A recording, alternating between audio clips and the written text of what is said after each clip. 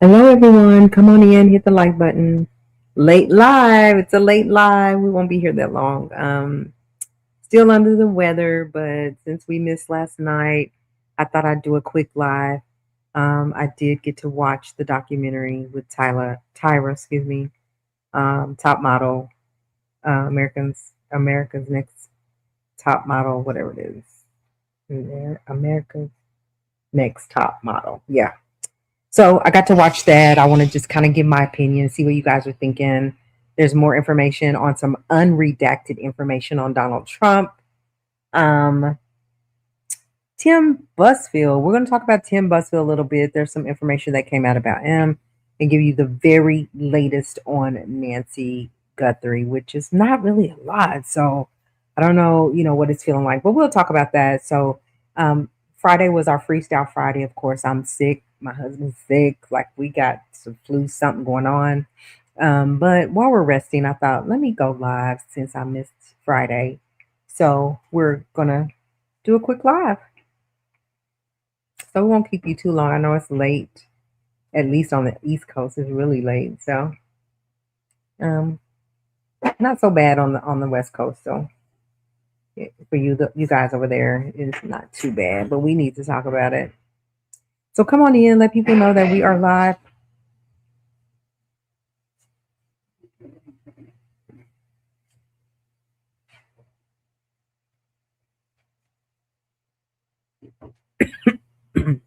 I'm gonna put it on mute for just a second.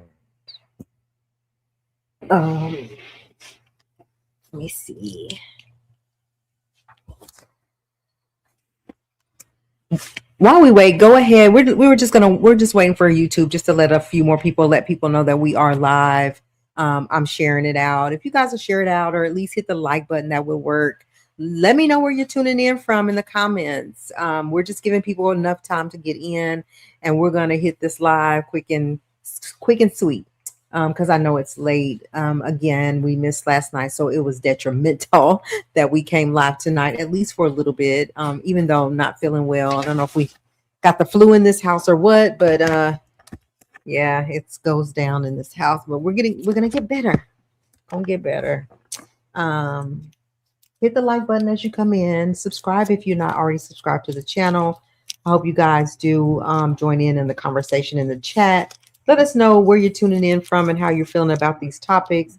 And also let me know what topics you do want to talk about. So we got a couple of trials coming up. We got Tupac in August.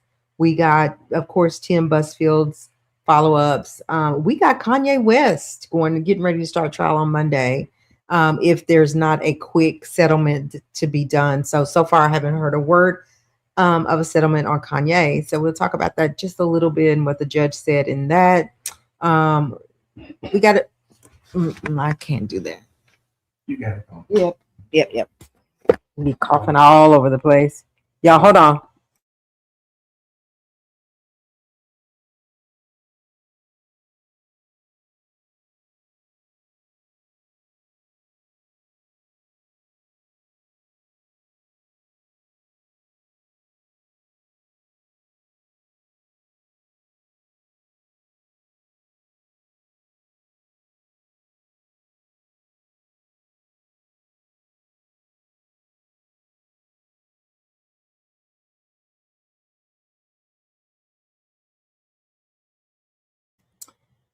Hello, everyone. Welcome.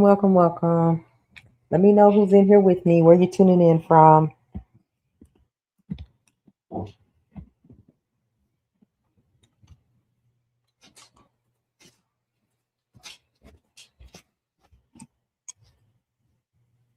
Hello, good evening. We know it's a late live, but you know, better late than never. That's how I look at it. Better late than never. We here. We're going to start out with Tyra. So give me about 30 seconds and then let's just jump right into this conversation. Again, I hope you can join us in the comments with what you guys think about these topics and also what other topics you would like to hear us talk about. If you don't mind, share this out with your peeps. Let them know we live.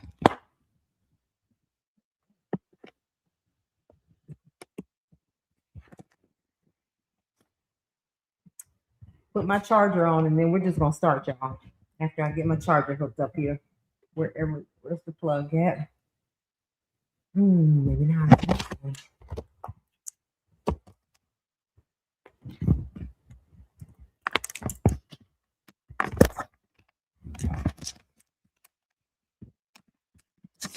All right. Hey Harlem. Hey, it's late. So a couple of things. I'm late because my mom's birthday is today, and we went with her all day, really. Also, I think we are messing around with the flu here. Yeah, I just popped in because I thought I missed last night.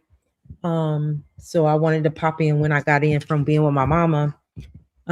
But still dealing with, I don't know if it's the flu or just sinuses or what, but thank you.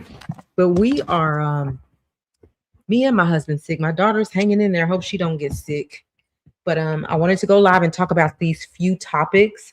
So I won't keep y'all long, but I didn't want to miss tonight.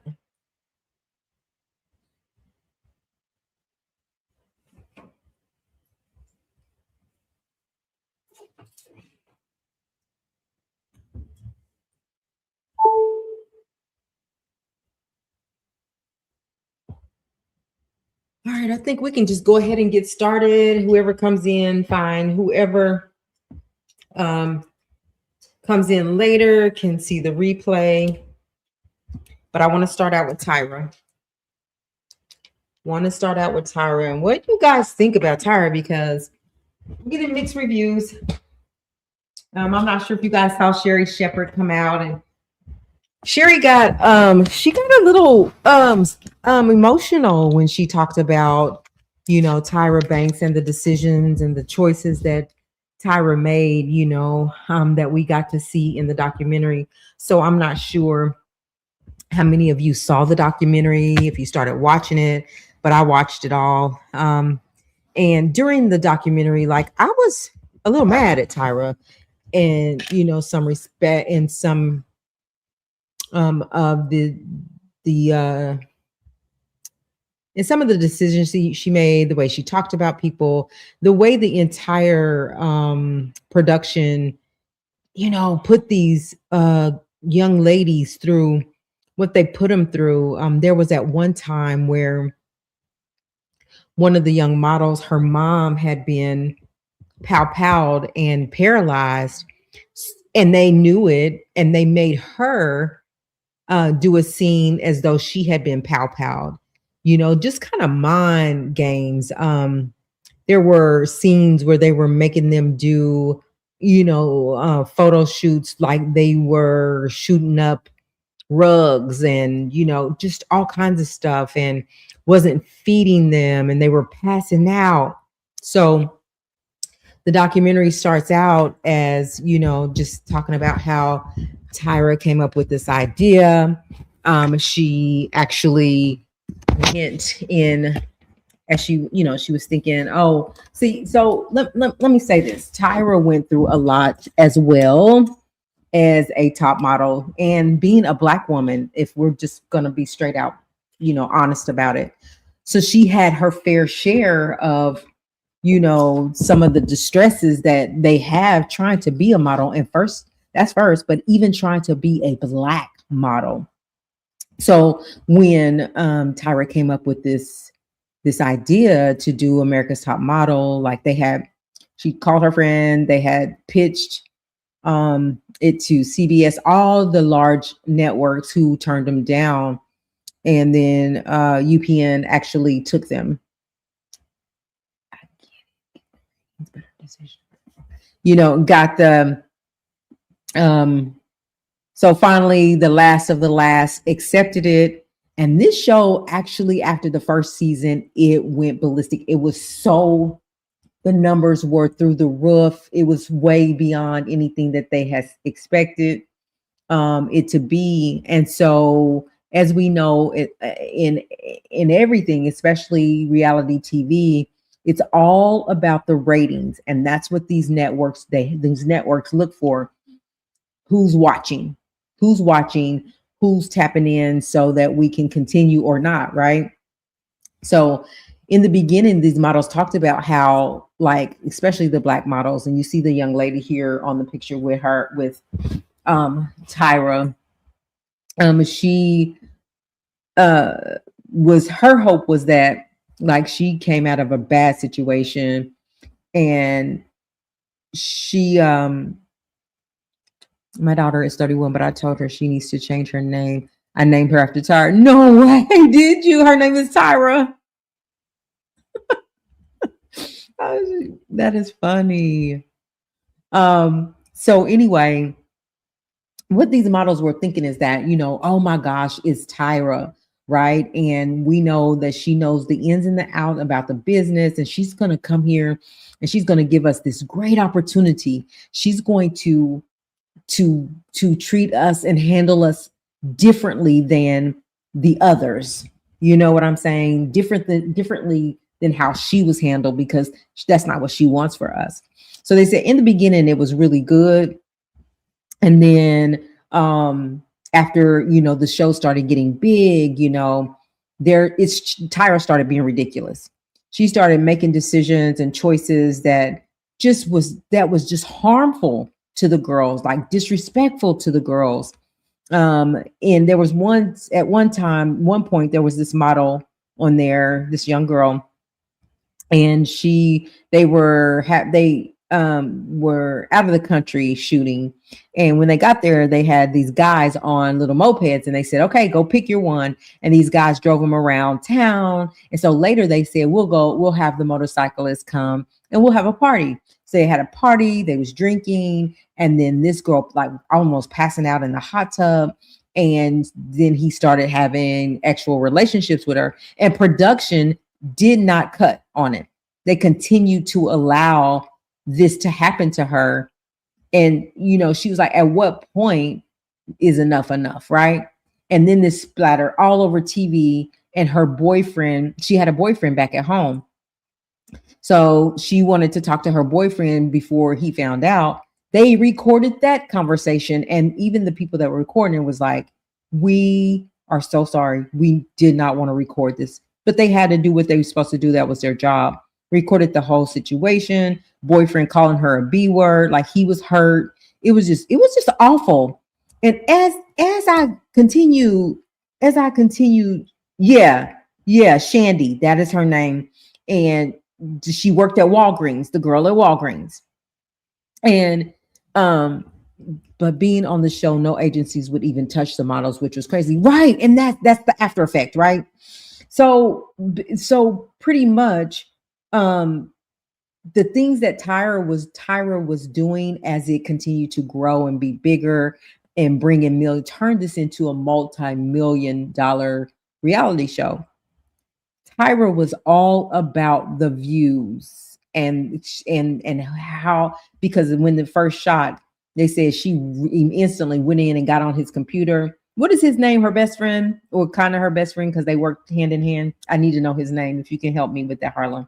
But he said she just instantly went on to see what people were saying about it or whatever, because that's what they care about, right? So instead of Tyra, I keep calling her Tyra. Instead of her, you know, just stepping back and saying, okay, is this really the good? Am I really creating a great space for these people? Am I really creating a good opportunity for them? Am I really putting them through something differently than I went through, because I don't want anybody to go through what I had to go through, and how hard it was for her as a Black woman to go through this. So this lady you see on the screen, Ken, is that her best friend? He's so cute too. That eventually was like, I want to walk away from the show, right? Is that him? So anyway, with her, she was a young Black girl who had a rough life, right? She didn't have no really family support. She didn't really have any self-confidence. And so she was slated to probably win Next Top Model, but because That's who I'm talking about. Now, Ken is the Oriental person, right? The Oriental guy. I think I'm talking about J Manuel. Um, not Miss J, but J Manuel, right? Anyway, he said she would. Yeah, we'll talk. Let's say, let me go back to the woman on the picture. What is her name? Her name is. Hold on, I'm about to tell y'all.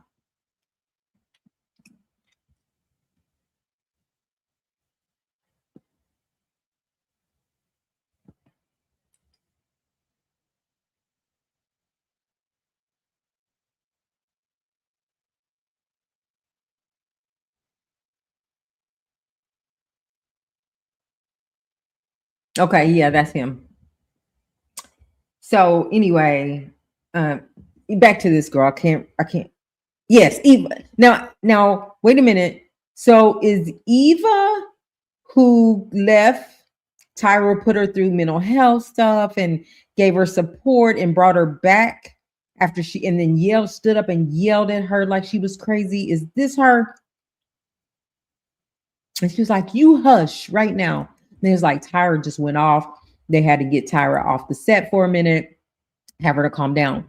But this girl right here was one that, after being a part of the top America's Top Model, so she basically went through a lot of stuff at home, so her confidence was really low. And there was this TV prompter, Tiffany. Yes, let me get Tiffany. That's right, it was the dark one. I'm gonna get Tiffany up, because I really, this Tiffany is who stole my heart with her situation.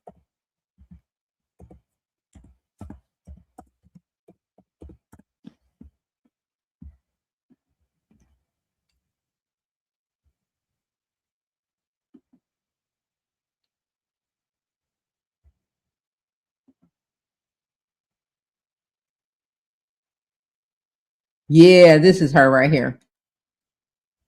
The documentary was really good. It kept my attention. I'll say that it kept my attention, in that maybe it wasn't the best attention, because Tyra kind of made me mad. But let me get this up. That's her name, Tiffany Richards. Desktop.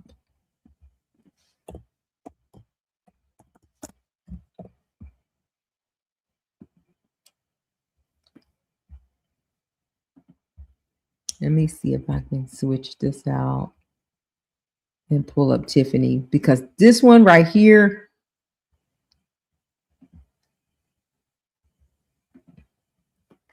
image. Hello, everybody. Welcome to the channel. We're just doing a little late live on a few topics tonight, since we missed last night. I actually sound good, but I got a cough drop in my mouth, so I'm doing good. Right here. Her right here. So she had, the first time that she left off is because she got into it. Why did she leave the first time? Either way, this would be her second time on, but the first time she didn't make it through. Oh my gosh, why? She didn't make it through the first time, and she really wanted, oh, what was it? Oh, now is that the one with the gap? No. Tyra really felt a way about Tiffany, this girl right here.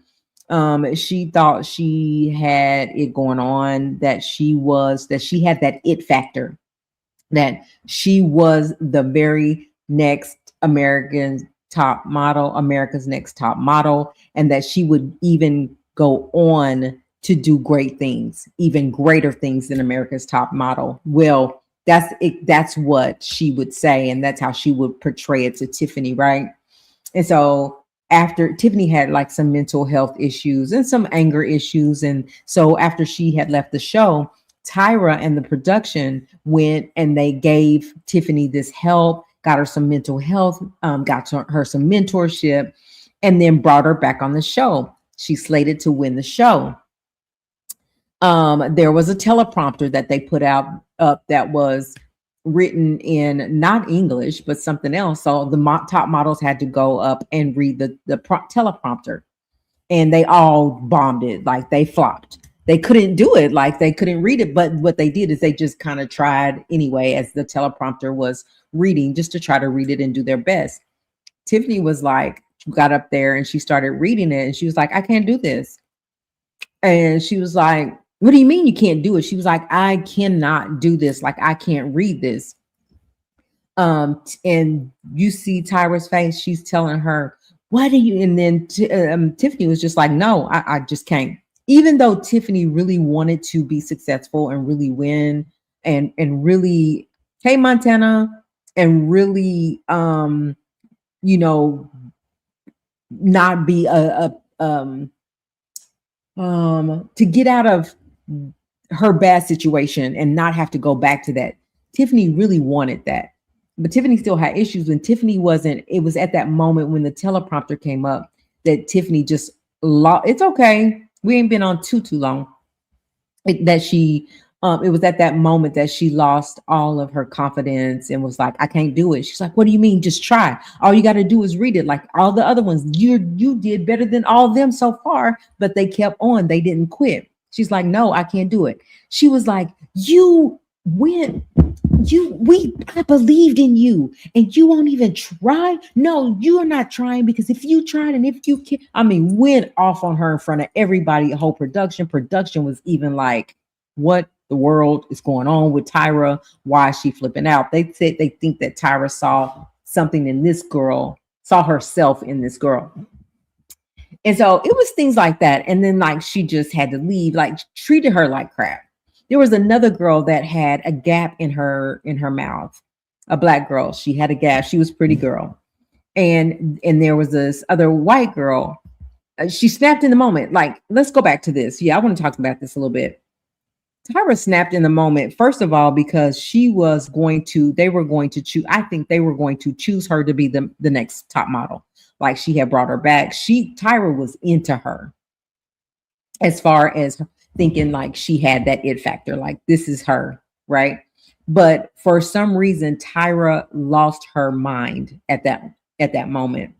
Again, if we're going back to what this show is now about at this point, it was all about the ratings, remember? So now Tyra really is thinking about the ratings of the show and how we gonna bring you back and you gonna just walk out like this and not even try.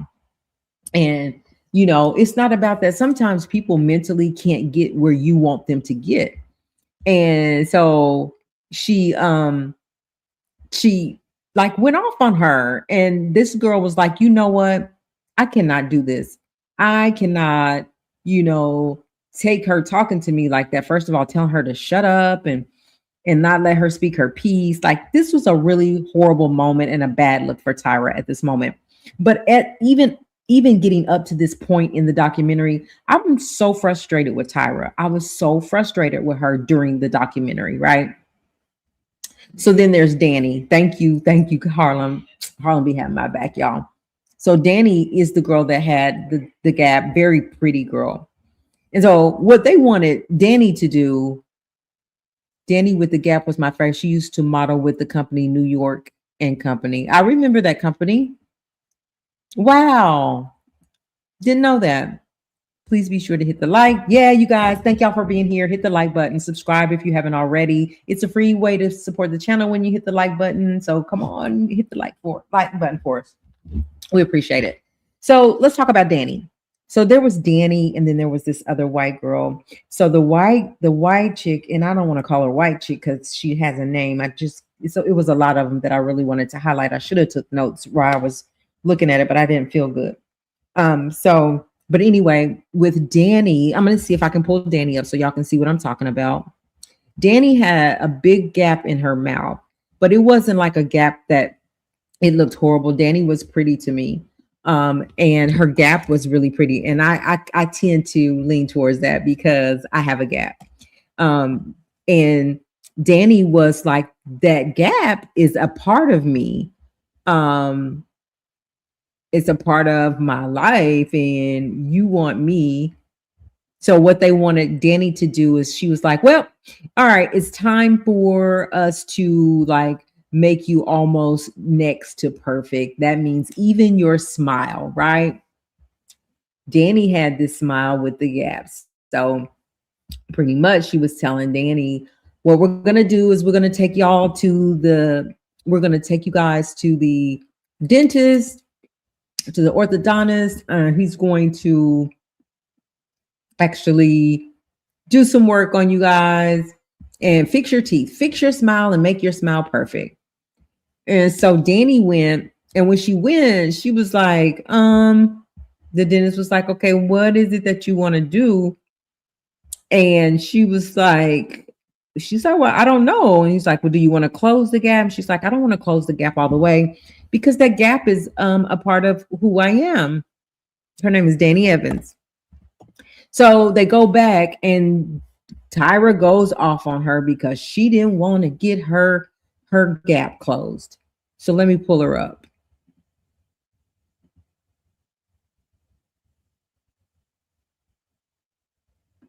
Remove. Oops.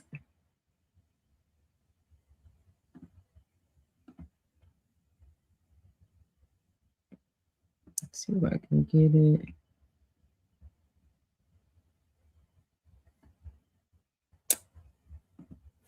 Here we go.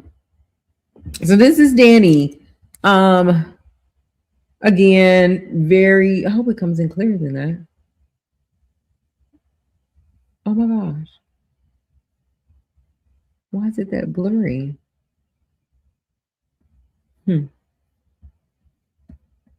Anyway, she has a gap right here. It's kind of a big gap.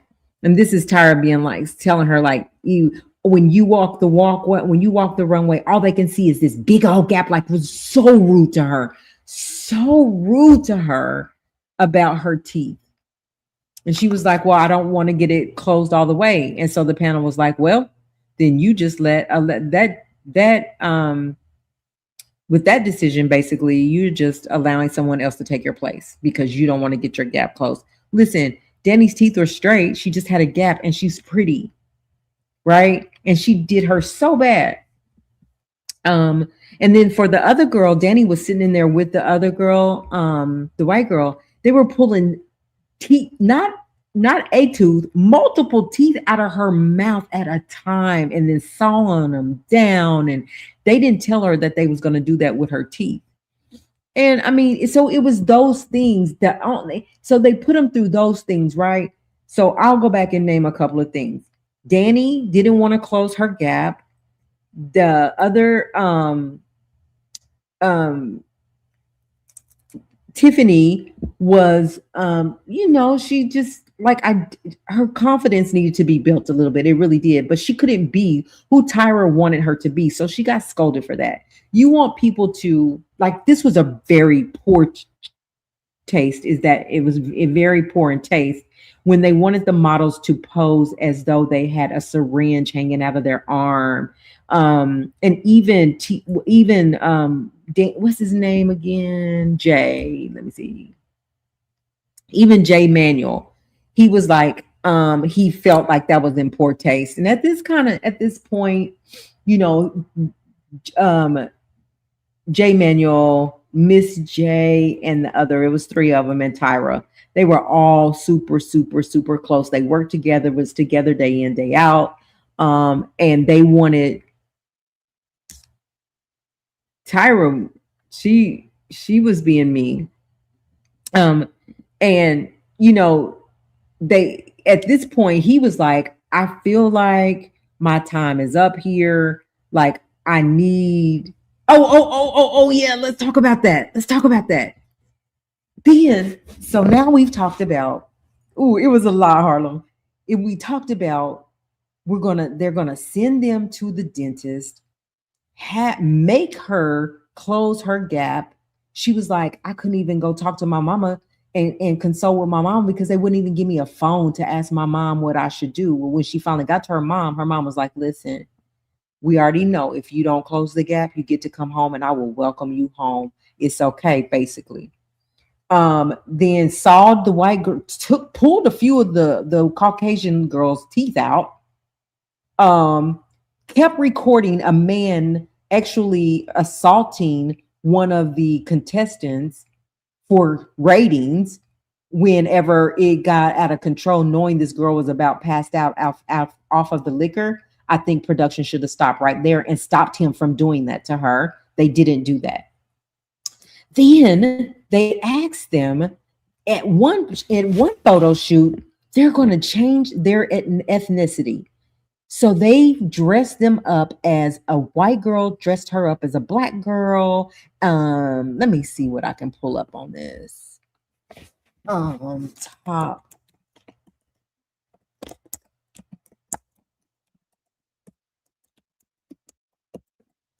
documentary changing ethnicity.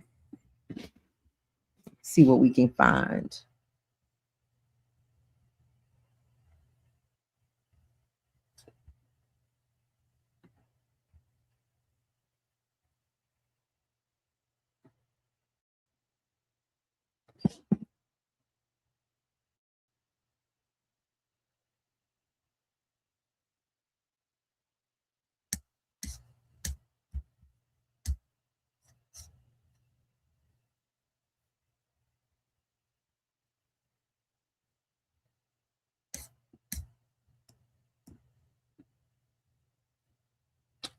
I'm trying to find it, y'all. I don't know if it's going to let me. Changing ethnicities. Video. Reality inside American television show.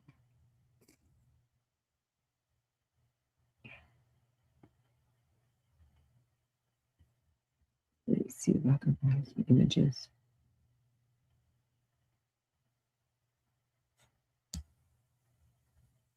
Okay, here we go. Here it is right here. Well, at least here's one of the pictures. So they even went so far as to changing this girl to a black woman.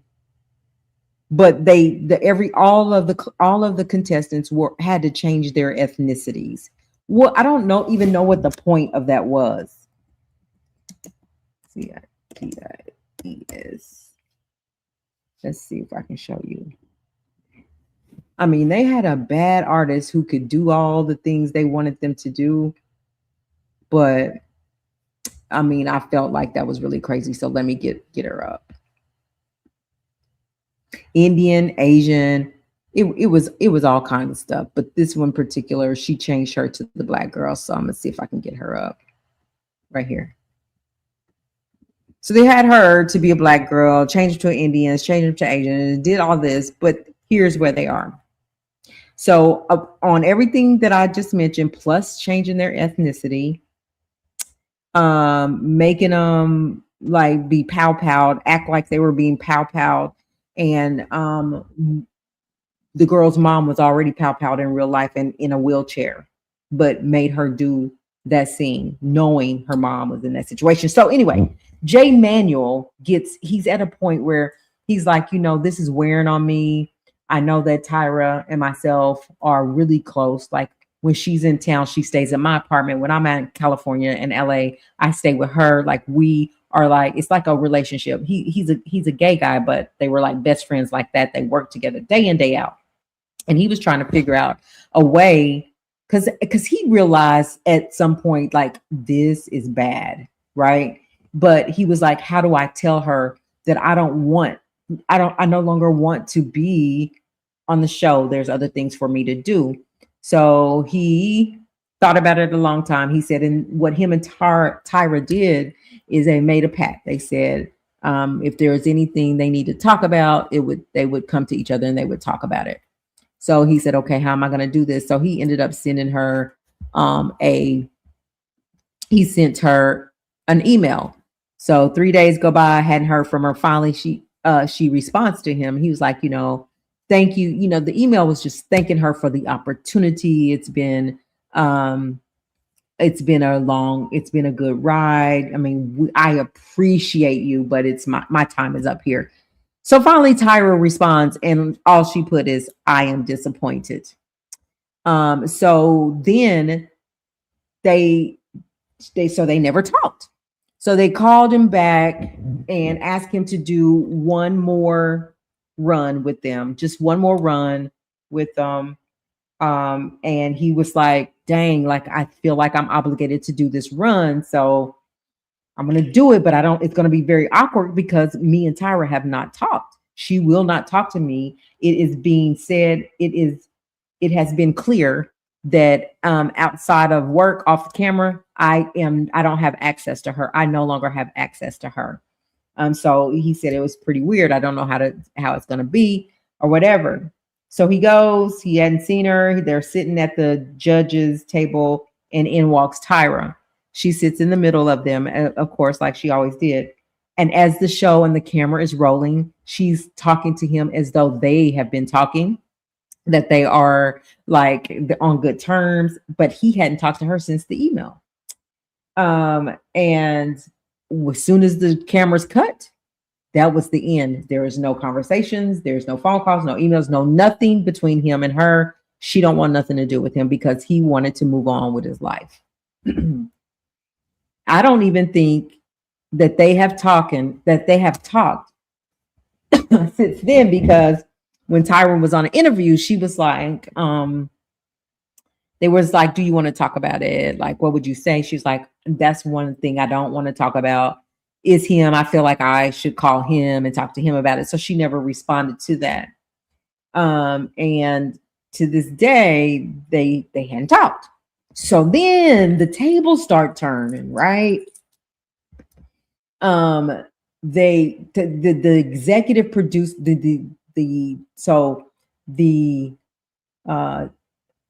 do you call them? The CEO of the network, UPN, she left. She retired or whatever, but they haven't talked yet. She retired. And so a new executive came in. So, right, bosses have what they said on documentary, even bosses have bosses. So Tyra's boss, per se, the new executive was trying to reach Tyra, and she wasn't returning his calls. So he put in a word and said, you tell her to pick up that phone today. We need to talk. So remember I said J. Manuel, Miss J, and the other guy, they were all tight and they rode this wave together. They started this with Tyra from the beginning. It was like the dream team, all four of them. So the new executive come in and said, listen, Tyra, the show is going to take a different turn, and we're gonna need you and Mr. What was his name? You mentioned it earlier. We need for you and what's his name? Ken, the producer. We need for you guys to call up Mr. J, Miss J, and J. Manuel and the other guy, and we need y'all to I'll read it in just a minute, Montana. We need y'all. Ooh, looks interesting. We need y'all to call the three guys and fire them. We no longer are going to use them or need them. We need to move on in a different direction. The network is going in a different direction. And she was thinking, after all this money we made together, you want me to call these people and let them go. So she ended up calling them, and she says she believes to this day, they still believe that it was her and Ken that made the decision to get rid of them. And I think they think that, but it was really the executive of the show to say they're taking a turn. Now, not only that, they made a few runs after the guys are gone. And then they come and say, remember, this is Tyra's show. Tyra's baby. It's her idea. She put it together. She went and pitched to all the networks until she finally got somebody to say, yeah, like this was her baby, right? They then calls her in. And this is what I'm telling you about. Be careful how you treat people, because all of those models that came through there got horror stories. While they are very grateful for the opportunity, they have horror stories about how they were treated on America's Top Model. And you got to see some of that in the documentary about the treatment that they had. I mean, girls were just dropping and passing out from not eating because they would talk about their weight, their weight. There was one young lady on there. I think it may have been the girl that worked at Walgreens that said that told her that heard him say that her butt was too wide. Just kind of like they were so cruel. They were cruel to these girls. Not only that, so okay, I'm jumping the gun. So then the executives get back with like later on down the road, executives come back and talk to Tyra and tells Tyra that, the show is taking another turn. Reality TV has changed and taken a turn. You no longer have a job now. So then Tyra is gone from the show. They let her go. Here's the jacked up part about it. After the top models make top model, this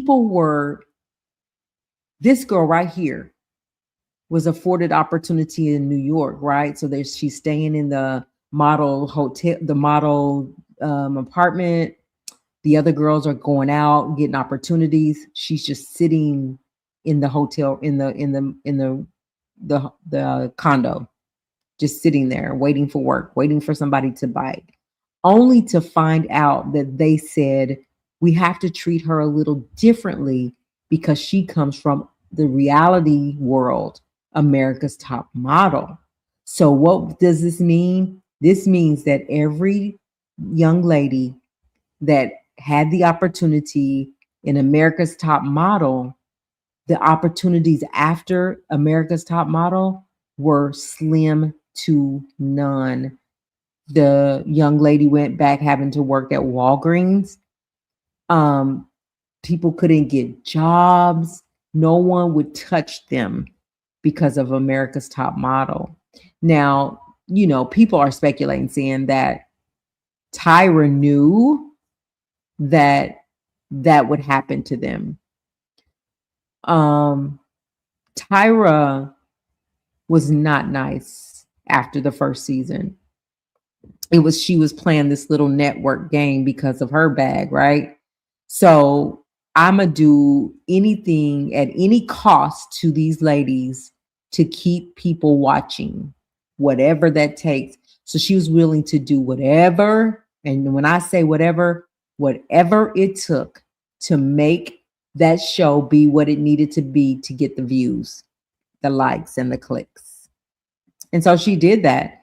And so by her doing that, Tyra made a lot of bad choices and hurt a lot of women with her show. When we're just on the outside looking in and we see the show and how the show has all the success and how we are saying, oh, Tyra helped so many girls and gave them an opportunity to get in front of the camera and be on on nationwide television and, all these opportunities, whatever, right?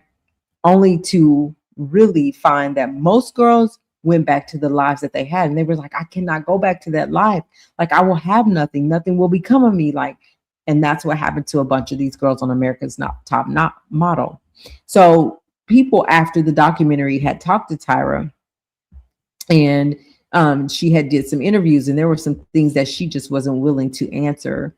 One about her relationship with her friend, that had been her friend forever, that she kind of like kicked him to the curb because he felt like he needed to move on.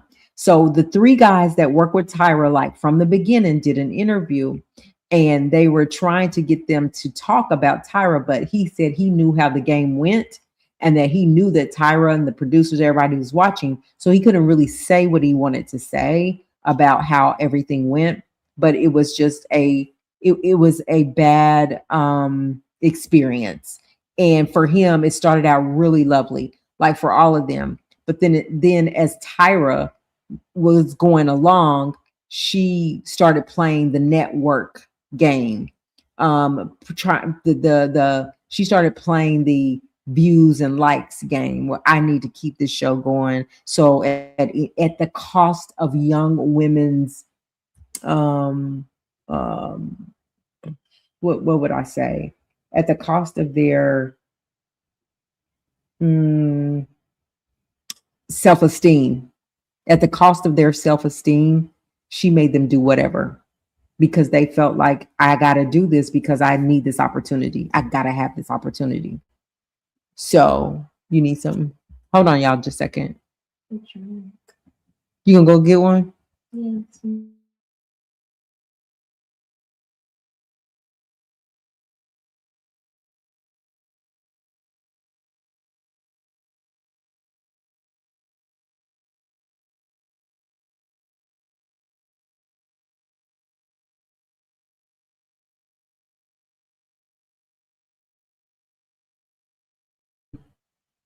All right, sorry about that, y'all.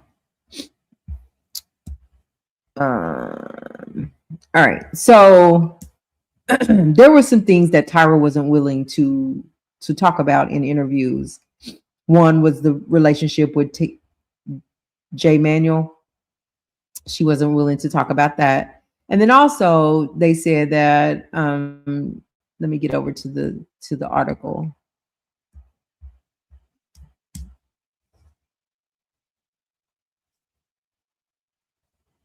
Is that the right one?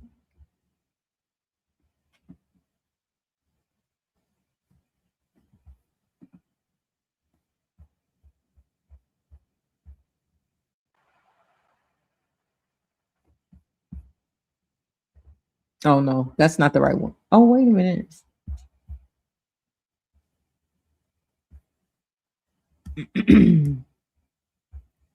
All right, let me get the other one because this one went, this is not right. I was going to read this to you guys or let you guys see this. Let's get that off of there.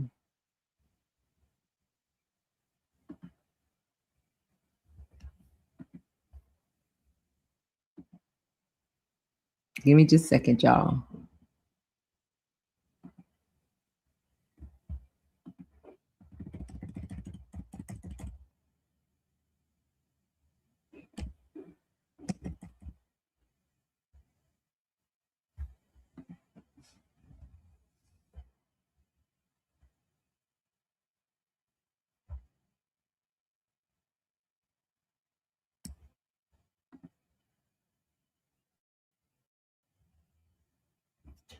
All right. Well, New York Times talks a little bit about it. Let's just see what people are saying about it, and about some of the interviews that they tried to do with her that she wasn't willing to talk about. Let me share my screen. Let me grab these keys for my daughter. I'll be right back. Let me get it up. There we go. So this particular article is going to talk about when now, this new person comes in and, it's, even though, see, this is how TV and this entertainment world does you, right? It's not, the fashion world was not exempt with all the bull crap. So even though this whole thing was Tyra's, it was her, it was her idea to do this show. It was her idea to create a space for, supposed to be a safe space for young girls. And when you talk to those girls, when you see them talk about it, they had some bad experiences. And even though they had bad experiences, they still, was saying they were thankful. But this thing is not gonna let me. And I have a subscription to the New York Times, but it's not letting me in. Hold on, let me try.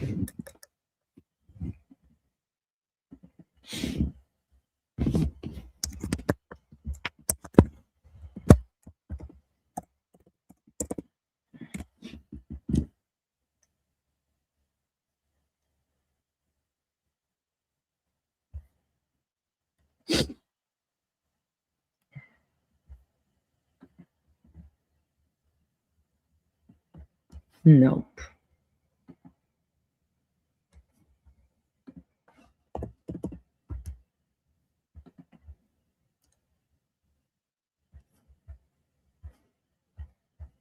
Well, y'all, dang it. Give me a second. It's coming. Tyra.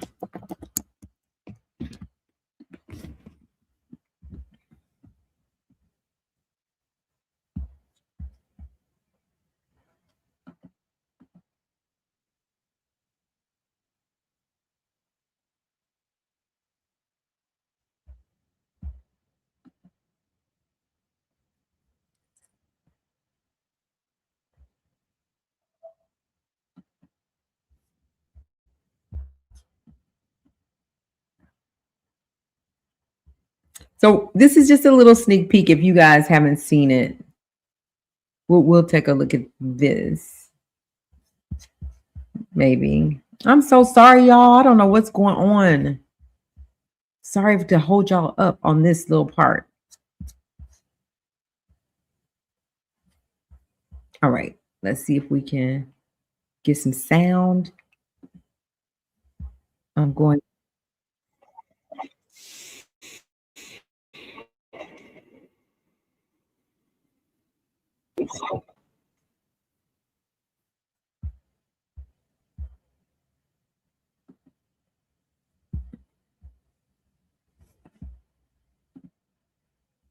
Share. I'm sorry, y'all. It's coming. It's coming. It's coming. So while it's coming up, let's go back to the girl with the gap.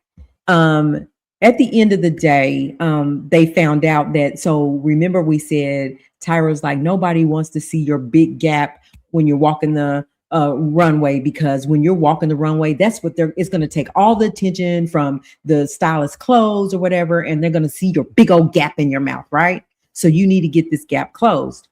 Later on, to find Tyra Banks is on the same show, same reality show, saying your gap is beautiful. Like, we need to enhance your gap. Like, people would love to. I mean, it makes your smile look beautiful. So let's look at what she talks about on this. This is just crazy. Come on.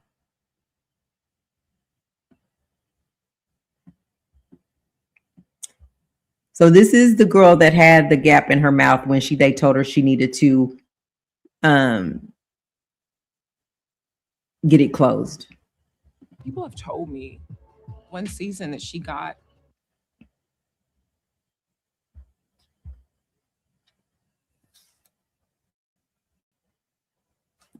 freaking gosh, a gap created in a girl's mouth. Girl, that is absolutely ridiculous. What? I've actually apologized for the issue with Danny and what happened. That was between a rock and a hard place for me, because there were agents that would tell me she will not work with those teeth. It's just not going to happen. That's what they told me. And again, I could have just been quiet and let them handle it. But that's hindsight is 2020 for all of us. It just so happens that a lot of the things that are 2020 for me happened in front of the world. Bull fucking shit. Me getting my gap closed is not opening any doors for me. You knew what you were doing for the show. You were making good for TV at my expense. All right.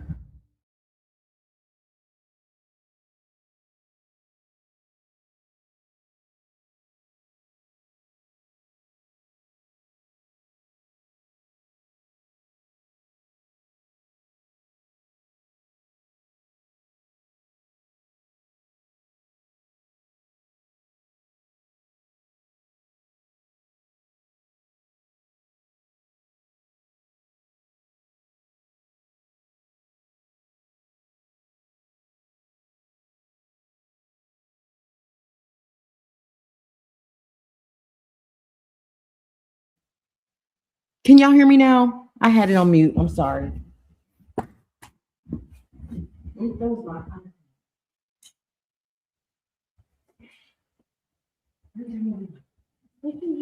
I know.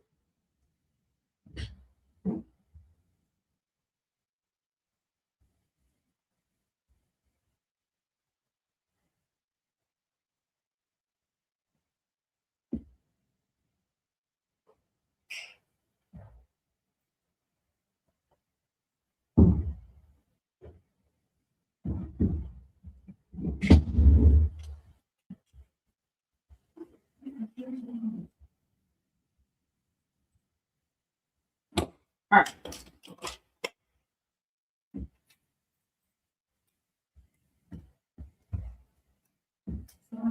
No, it's not.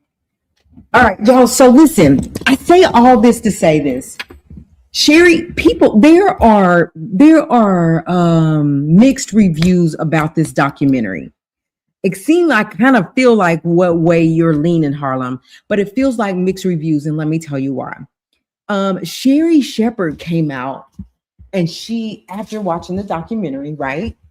And she saw that the backlash that Tyra was getting for the decisions that Tyra was making during the during the seasons.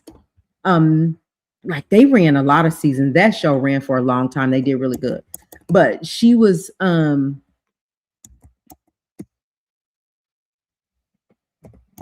Sherry Shepherd came out. I'm gonna get it. Tyra.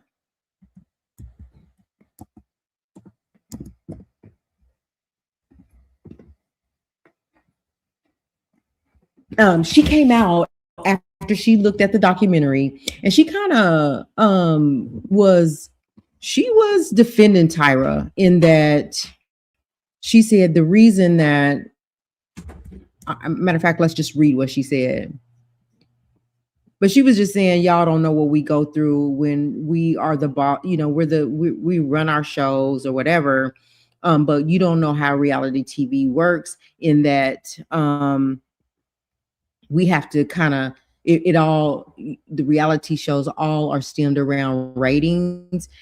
And so basically we do make decisions that we regret later just because we're trying to keep the ratings of the show up so that we can stay and not get canceled, right? But I don't think that you do that.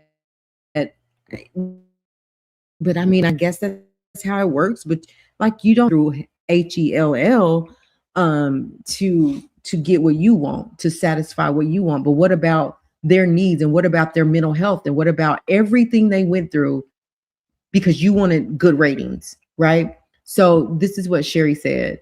Sherry came out and she said, during a segment on her daytime talk show on Thursday, February the 19th, Shepherd addressed the fallout from the much talked about Netflix documentary Reality Check Inside America's Next Top Model, and offered a compassionate, she almost cried, she did get emotional, a compassionate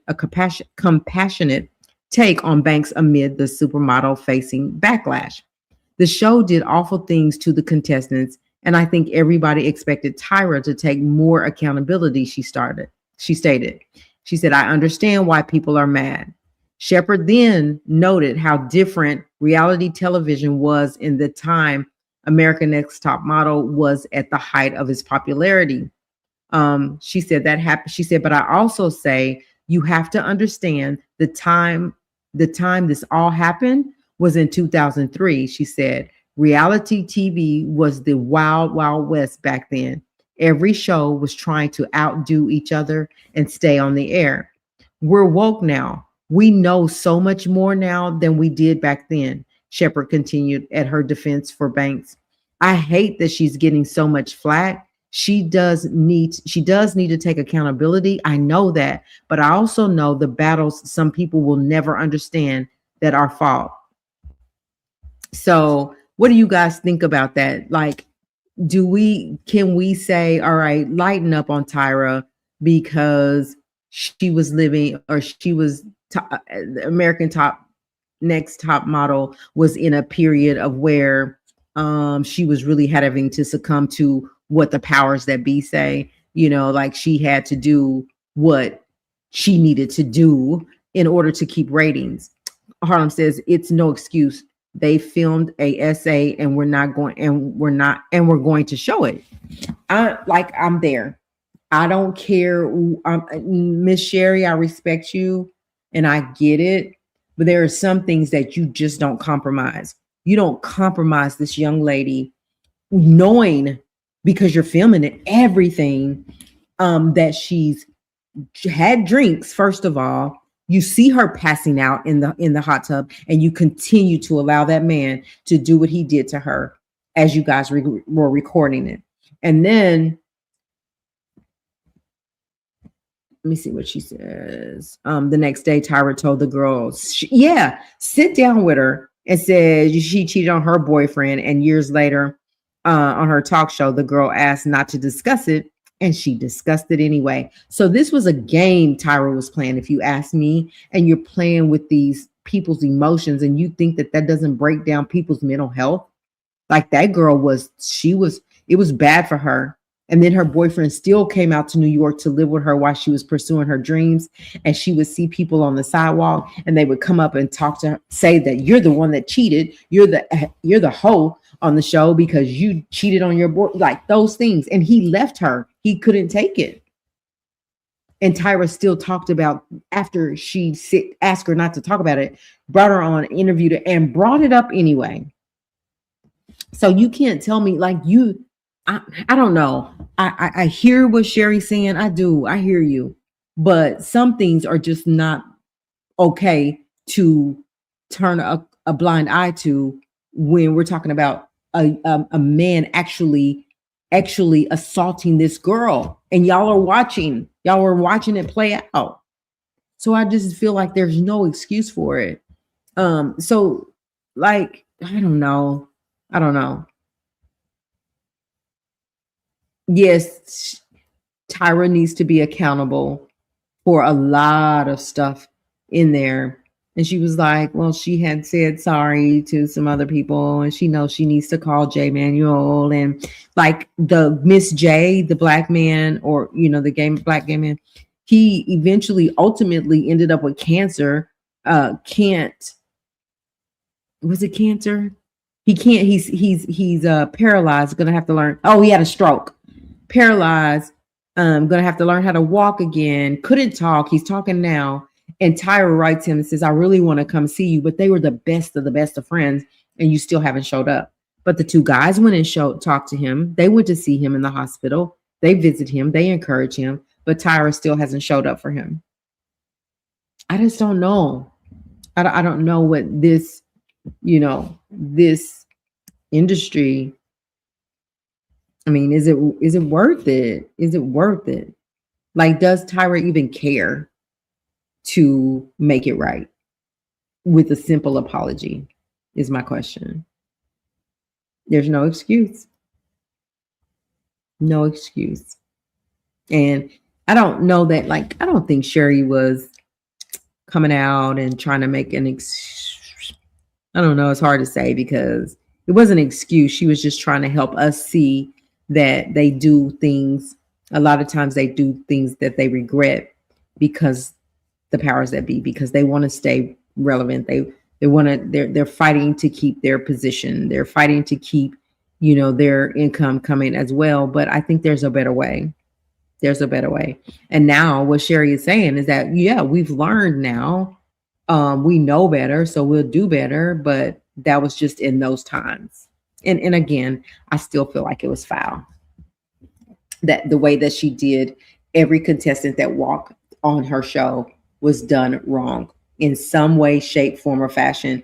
All of them were not eating. They said even whenever like it was time for you to be casted off, like you didn't win, like you got to go home tonight, you know, that kind of stuff. You really didn't get to go home until the show ended because of confidentiality. So what would happen is you'd have to sit in the apartment while they're filming the entire time because of non-disclosure disclosed information. So you can't go home until even though you're kicked off the show, you can't go home till everybody's all the way through to who's going to win that top next model position.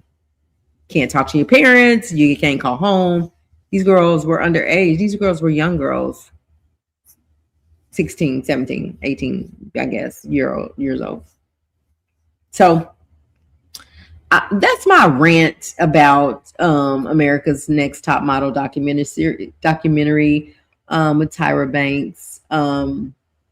Yeah, I'm just going to reiterate that my final say is that these girls' bodies, these girls' mental, their confidence level was all compromised because they thought that they were getting the opportunity of a lifetime that would take them to next levels, and for some of them would get them out of situations in their home lives that they came away from hoping for an opportunity to make it better, would all just blow up in their face. And so I don't know. I feel like it's just nothing's right about it. I mean, but thank you, Tyra, for the documentary and letting us know. Since she was 16, and you still haven't made it to see him. What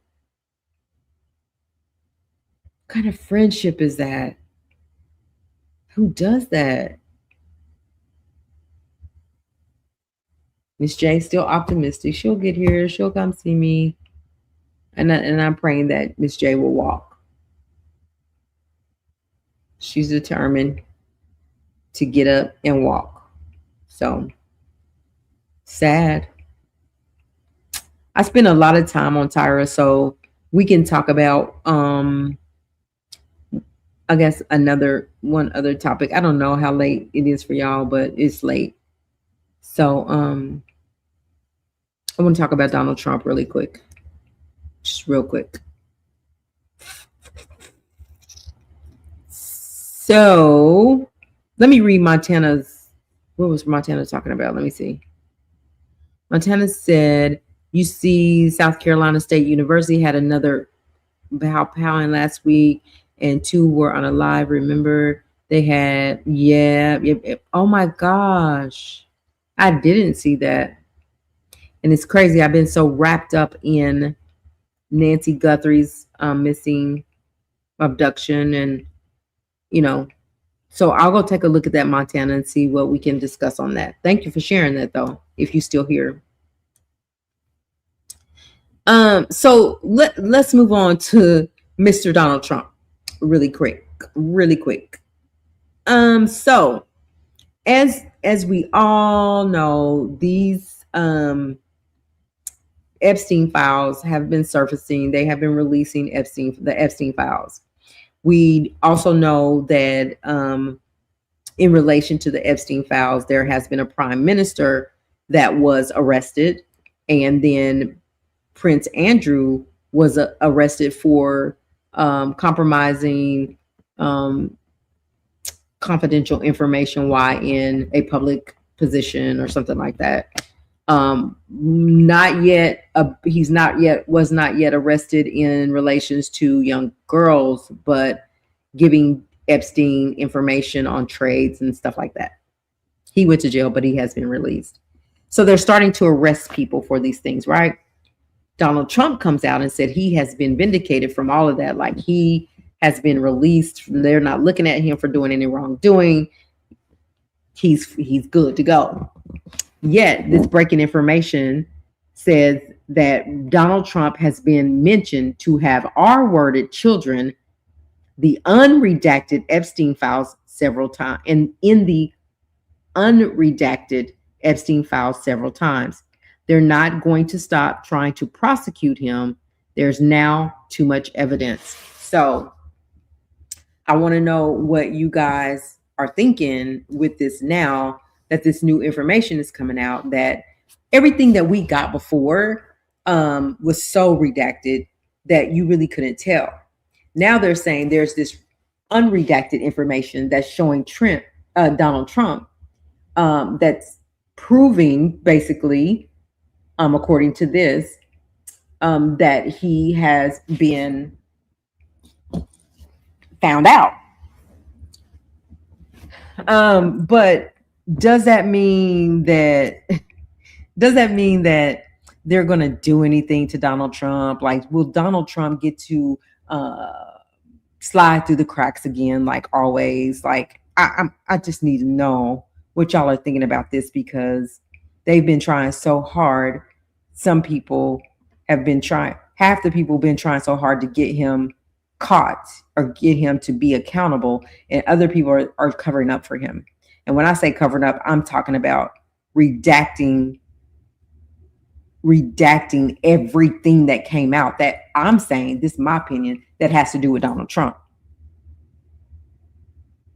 Oh, so Montana said he gonna slide through this. I mean, he's gotten away with everything else. So I'm like, okay, you can put this out, but how likely are they going to do anything about it, right, when it comes to Trump? Now, Harlem says Trump's going to start a war. Trump came out, or according to the news, let me say that, they said Trump said that they are going to bomb on Iran as soon, could be as soon as this weekend. Now, it didn't happen. The weekend is here. It hasn't happened yet. But he is contemplating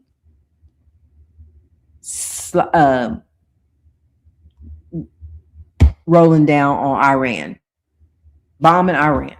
Why?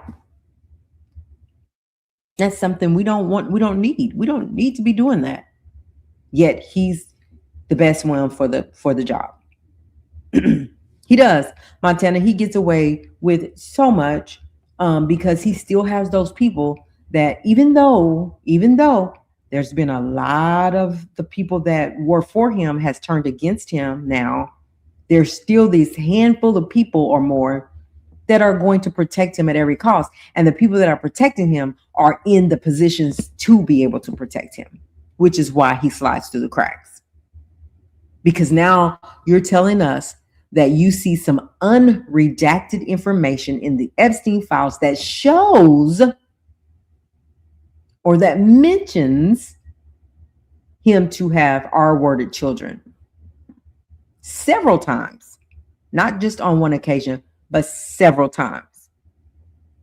What I will say, and I think I made a short about this, whoever else outside of Trump, because Trump seems to be the one that can get past and through all this. But whoever had a relationship with Epstein in any way, friendship, emails, phone calls, flights, parties, whatever, I think should be worried because there's starting to be arrests in other countries. We said this the other day. The U.S. is not, they're going to be forced to start arresting people and making them accountable in the U.S. So they should be concerned about that.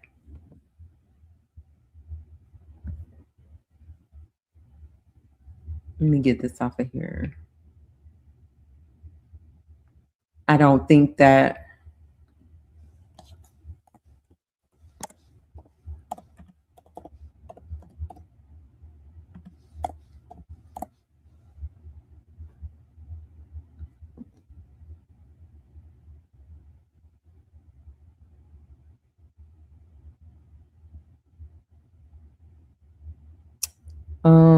bum, bum, bum, bum, bum.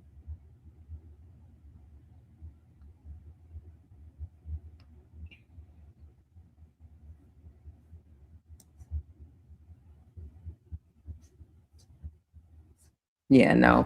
All right. So anyway, sorry about that. I was trying to see if it said anything about Trump, but it didn't. So anyway, I just wanted to touch on that a little bit to say that they're now stating that they see or they found some unredacted information regarding Donald Trump, who just came out and said that he's been cleared of all the Epstein files and he can talk about it now. But yet today we find that they found some information where he's R-worded little children on several occasions. So we're going to continue to listen in, see what the deal is. But again, I'm like you, Montana. It could be the worst, and Donald Trump always slides through the cracks. So I won't be shocked or surprised if, in fact, this goes away quickly, right? So that's my little spiel on Donald Trump right now. I want to talk a little bit about what I'm hearing about a little bit about what I'm hearing about Timothy Busfield. So Timothy Busfield, for you, those of you that are here and don't know, he has been arrested, indicted actually for actually assaulting two young boys. And he in New Mexico, Albuquerque, New Mexico. And so he went to court. He sat in jail, went to court, and they actually allowed for. Where's your drink? Oh, okay. Oh, you got water? Okay. I had to go to the other room. Did you? Okay. Thank you. I think the card's in the car. Okay. Are you sleepy yet? No. Why? Because you gotta go. Anyway, he had been officially indicted in Albuquerque for doing this to two young brothers who, while he was in court, there was recording where the brother said he never did anything like that to him. Judge let him out on his own recognizance. And that's when after he was released, found out that he is officially indicted. There will be a trial. Friday, there was some information that came out that said we can expect for other of Timothy Busfield's alleged victims to testify in court against him. So when Wright was on here, I believe, when he was here, he was saying that, or even Montana, I think all of us probably had said this, that there will be others that will come out against Timothy Busfield. And that like this wasn't the end, this wasn't the last that we were going to hear about it, because really we was feeling like that, with the information and with the boys saying that he never did anything to them, that it wouldn't even make it to trial, but they went ahead and indicted him. So it looks like it will go to trial, and it's looking like they are coming up with people or alleged victims that will be testifying in court against him. So it's going to be interesting to see what's going to happen. But again, with Tim Busfield, I really feel like Timothy Busfield has been indulging in these acts with minor children, allegedly, my opinion, for quite some time in this industry. Whether it's somebody that, whether it's a child actor on the set, whether it's whatever, wherever there have been, whether he has a young girl working for him and he's having her climb on a ladder and looking up her, like whatever, right? I feel like he's not innocent. And again, they're going to try, Albuquerque's going to try to hold him accountable. And they're going to call, allegedly, what we're hearing is they're going to call some of his I'm going to say alleged victims to testify for him. So we'll see what happens with Tim Busfield. But we knew that there would be others. What else did I put on the thumbnail? Oh my, did you see Yandy and Mendecees?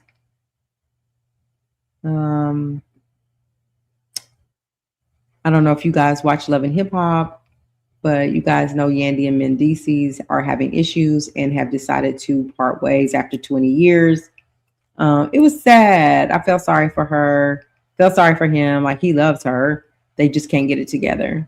They have these kids, and now it's just 20 years gone to waste. And so they're putting it all out there on reality TV. So we're also going to get to see on Love and Hip Hop where Rashida talks about the powing or the unaliving that her son was alleged to have done to his sister's boyfriend. And we all talked about that over the news. So they're going to also talk a little bit about that on Love and Hip Hop. So on Tuesdays, y'all, MTV, watch that.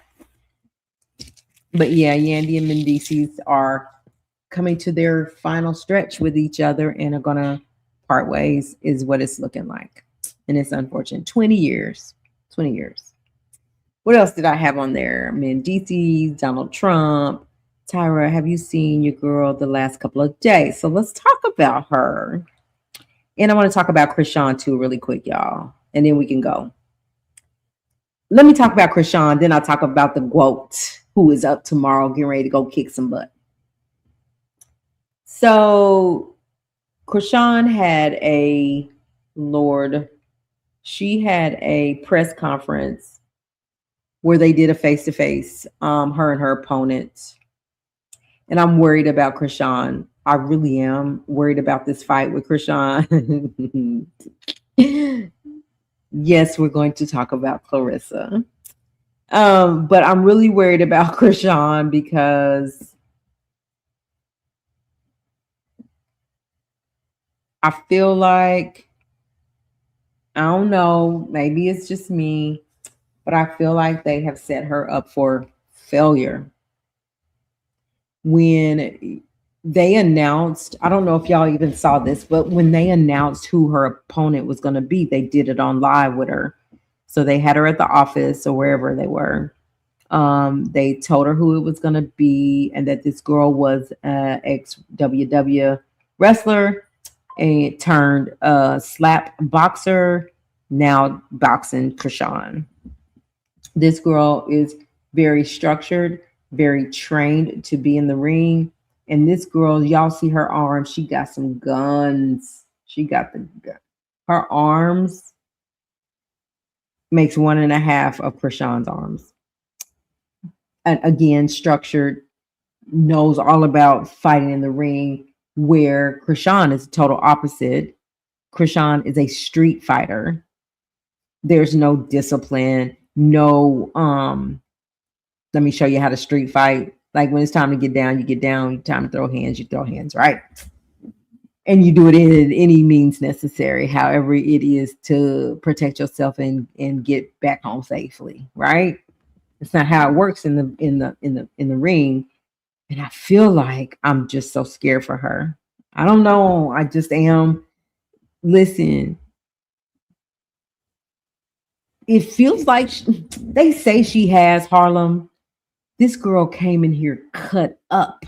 Her arms were cut. This girl is a beast. Where Krishan was laughing during she prayed, of course, which is fine, during the press conference, but they was kind of laughing through it, and this girl was so serious about this. And I don't see, maybe it's just because she didn't put it out publicly how she's training. Or are you still talking about Krishan or the clown? She hasn't. Oh yeah, it's Krishan. So she and she seems to be smaller than this girl. I don't know. But whenever they told her who it was gonna be, like this is all on live, right? She's like, they was like, this is who it's gonna be. And she was like, what's her name? Told her name. Okay, well, what about her? So she started Googling her. Oh, you don't need to find out about her right now. That's nothing you need. What? Why is your manager telling you don't need to research who they picked for you to get in the ring with? She absolutely has the right to ask the question she was asking. She has the right to do the research on the girl. And they was like, why are you not right now? We can talk about that later. No, let me know who I'm going up against. And so I was reading in the tabloids or in the it was on some news report, right? That a blog where you would see, they said Krishan came up in the press conference hyped, very confident, very ready to do her thing, like she was ready. And then something changed swiftly when the girl came in the room. They got head to head, face to face. Like it kind of almost was like Krishan was second guessing herself. Her demeanor changed? Is this something I should be doing? Like, and it almost, they didn't say it, but almost like she became scared. And then the girl at the end was like, in the press conference was like, oh yeah, I didn't do a lot of talking, but I just want to say this. Krishan, I'm coming to beat your ASS. And Krishan just kind of laughed it off. It's like, oh, was this, what did she say? Was it practiced or something like that? Like, it doesn't feel serious enough for me for Krishan. Like, I'm just worried. I really am, y'all, worried. Her fight is in April 25th. April 23rd or the 25th. So it's coming up. This is about to be March. So I do, y'all, I pray she's taking the time to be in the ring, to spar, to work out, to get her mind right, and that she has the right people around her. Like, I don't feel like she's just that book smart or that knowledgeable about this business. Let me say that. To just be out there, y'all. I'm worried about her.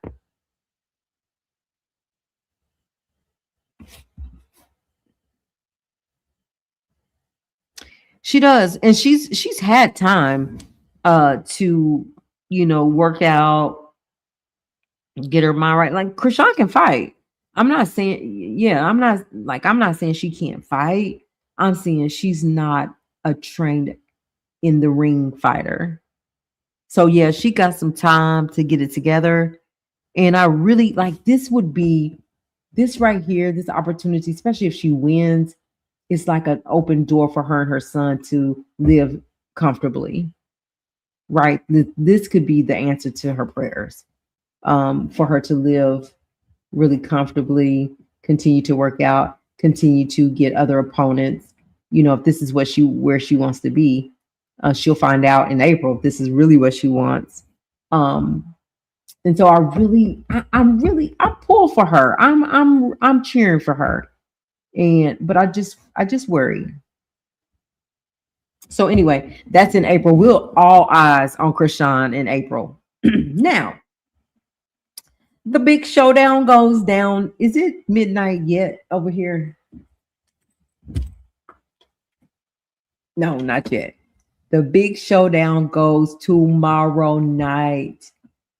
My girl, the GWOAT, Clarissa Shields, and her opponent gets in the ring tomorrow. Listen, Clarissa has been, like always, boasting and bragging, conceited, all of that. Okay.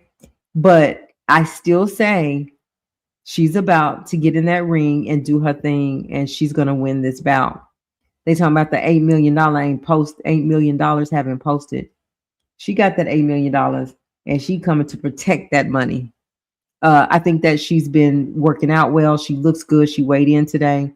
She goes to weigh in. They get in each other's face like a face off. And I guess the girl got too close and Clarissa pushed her off of her. And Papoose was right by her side. So she was raising the roof. Wouldn't it be crazy if she got in that ring and lost the fight? Or is this rigged where she's going to definitely win the fight? But they're going to have to go some rounds.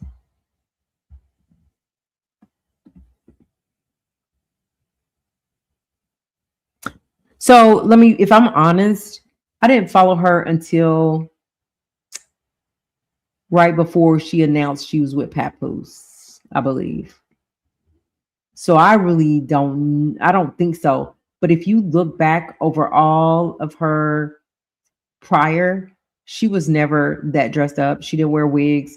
She didn't wear the makeup. No, I didn't see her in any of that. And that's just me looking back on her once I was like really into her.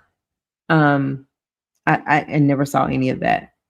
So but I feel like people want to say she's trying to mock Remy. She said the girl headbutted her, but I didn't see her headbutt her. I just seen them. Now that from what I seen, let's try to pull it up. Because from what I seen, they was just in each other's face. And she might have got too close.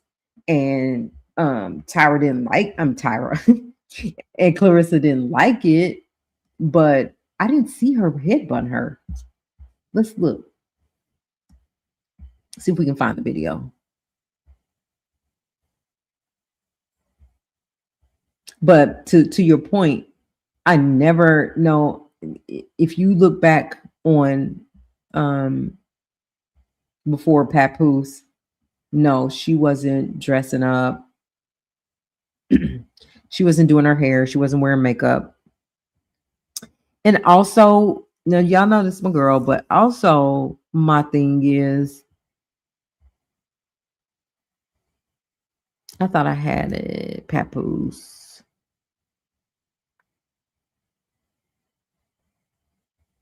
Man, I had all of them right here. So let me see if I can find it. It ain't on there. I want Clarissa weigh in.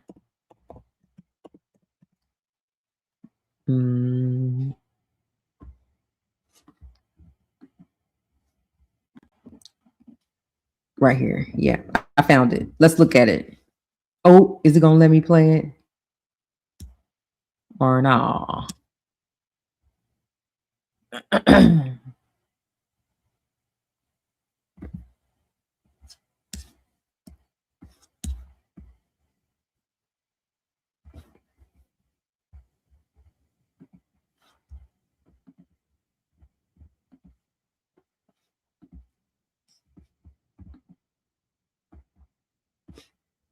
Okay, I found it. Let's see if it'll play.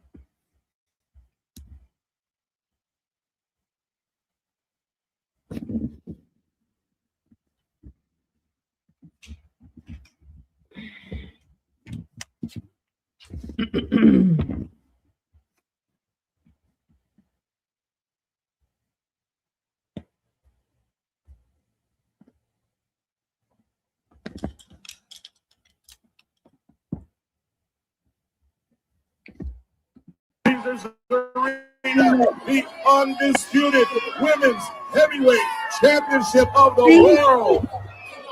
She didn't hear it.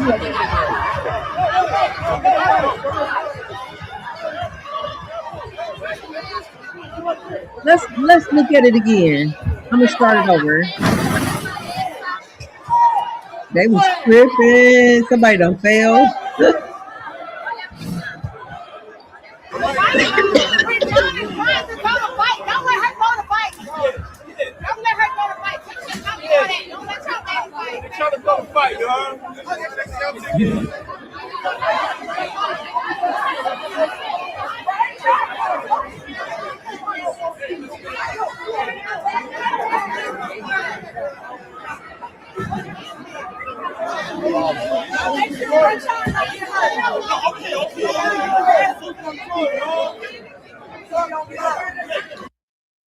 Okay, let's see it again.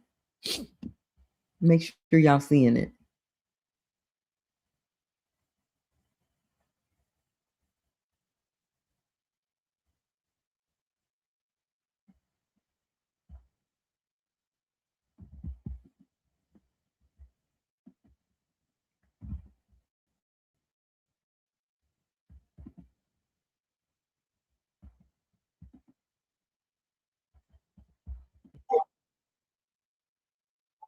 Oh, she did have her head on her, but she didn't head butter.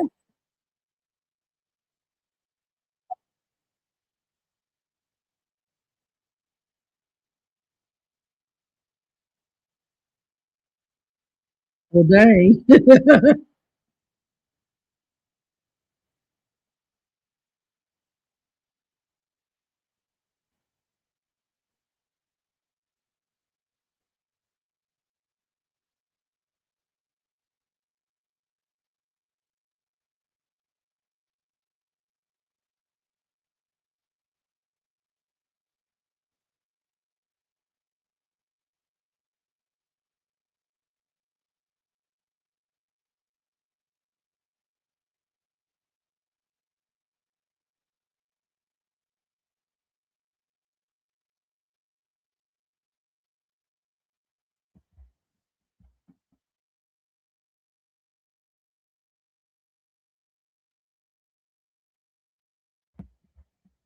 So what I'm seeing is she didn't head butt her per se, but she did touch her head to Clarissa's head and was kind of pressing. So Clarissa got her up off of her. Clarissa was live, and that's what she said. Me honestly knowing the sport, let's cause some drama for views, which it happened. She was successful on that. She made that happen. But anyway, tomorrow's going to be a great fight. But I think that Clarissa's going to take it all. I think she'll win. She better win all of this. She better win. But it goes down tomorrow night, tomorrow day, whenever.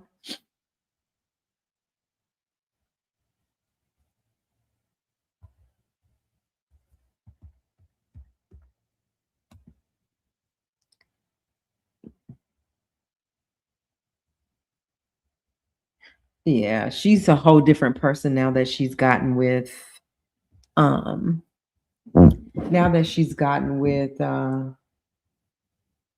I don't know if it's just Papoose or the money, because she didn't really have money till the late, right?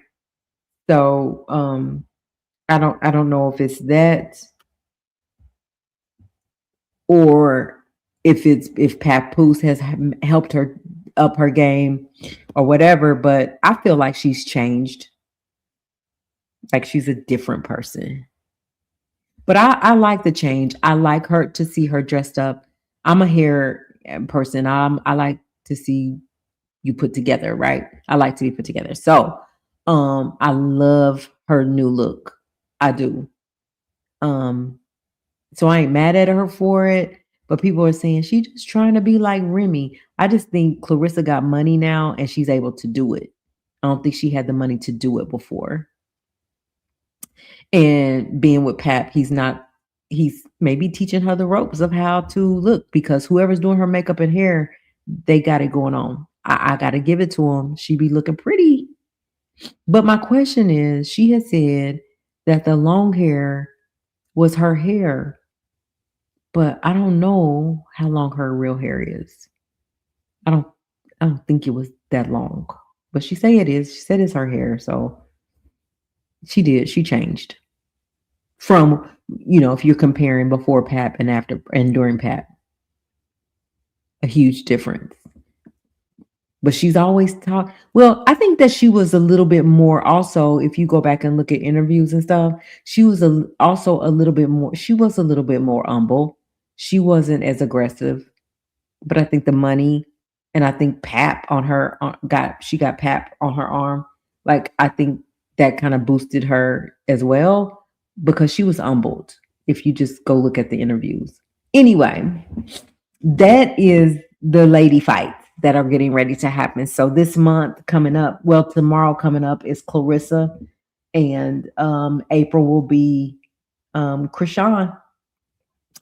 And either way that it goes with Krishan, and if Krishan feels like she wants to continue in this arena, this realm of things, I would say get with, because Clarissa opened her door to her.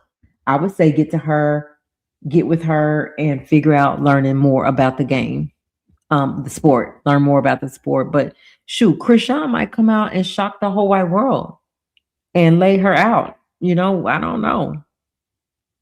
Because you gotta, anyway, I said that's what I think. But I do wish her the best. I wish, so I'm everybody know my money is on Clarissa. If I was putting money on it, it would be with Clarissa.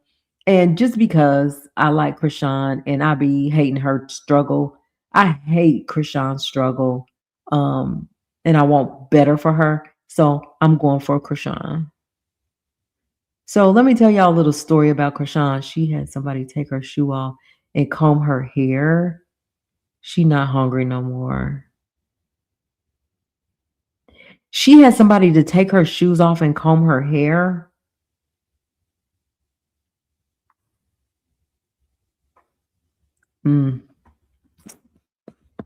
Remember we talked about the minute you get money and start building and you start changing. Here we go.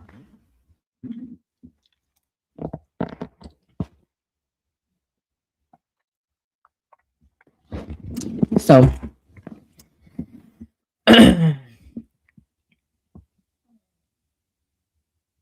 okay, thank you. Tomorrow I am going to watch the fight. Thank you, Harlem. Yeah, send it to me. I am going to watch the fight, but let's talk about Ray J. I know y'all ready to go.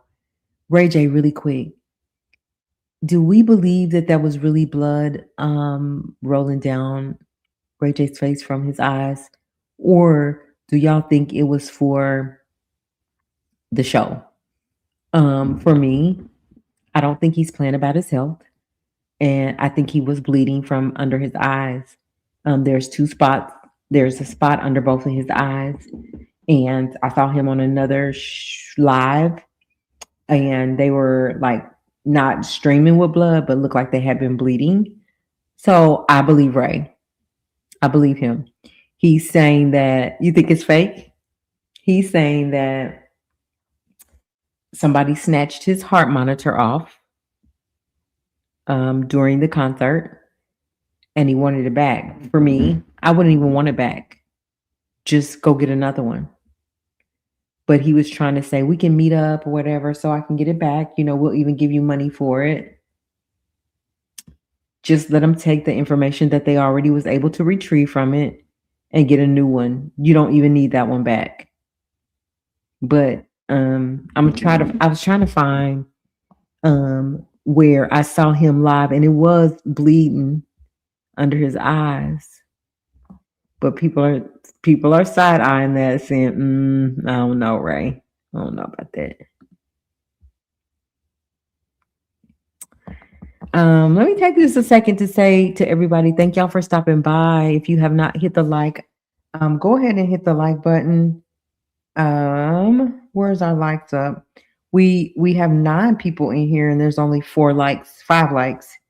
So if y'all will go ahead and hit the like button for me. Would appreciate it so much.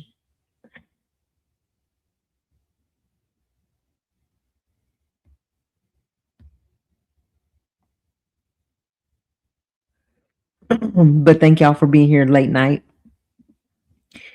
I was trying to find Ray J real quick.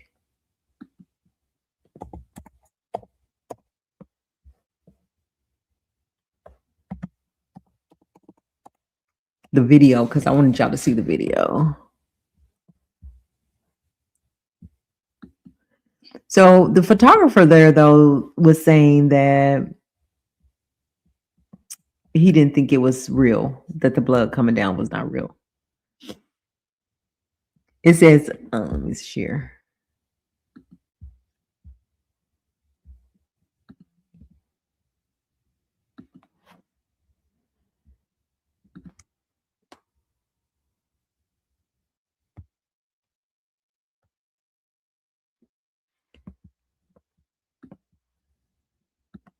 All right. It says that photographer makes claim about Ray J performance with blood streaming from his eyes. A photographer who worked with Ray J on the recent music performance has made a claim about the blood that was streaming down the rapper's eyes. Concerns were sparked for 45-year-old after his Valentine's Day performance in Louisiana, as just weeks after announcing that he doesn't have long to live, he appeared to have blood coming from his eyes during his gig. He had confirmed to TMZ in late January that he was struggling with his health after a bout of pneumonia left his heart beating at just 25%, and later went as far as to suggest that 2027 is definitely a wrap for him. Naturally, those watching on were left shocked when what looked to be crimson tears appeared underneath his eyes as he handed out roses to members of the audience at last week's gig. But now a photographer who was working at the performance has shed some more light on what might have actually happened. Speaking to People, videographer Tommy Nard II suggested that he'd seen the One Wish singer applying fake blood before his performance. He added, he loves the camera. He loves attention. Anybody that knows him it's all theatrical. I'm behind the scenes like, what are you doing? I seen him literally put on the fake blood and things like that and go out there with the crowd, which is very shocking that he do something like that. However, Ray J's manager, Melinda Santiago, has already raised issue with those claims and reminded fans of the health issues that the rapper is currently facing. In a statement, she said, the bottom line is Ray J has been in and out of the hospital dealing with health and heart issues. That's a fact. Another fact is that the meds that Ray is on have some side effects. It's absurd that a local videographer, not our team, would want to clout chase for 5 minutes of fame off Ray J name and people about Ray being sick is sick in itself. My job is to protect my artists backstage from optimistic people, opportunistic people. If we can't do that, then I'll be cutting off all backstage access moving forward. And then this.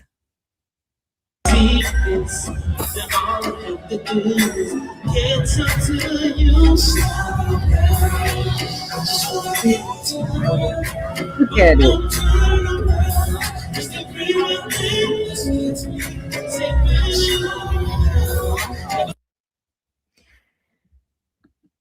So the manager is saying it's real life stuff going on, while this videographer is saying it's fake.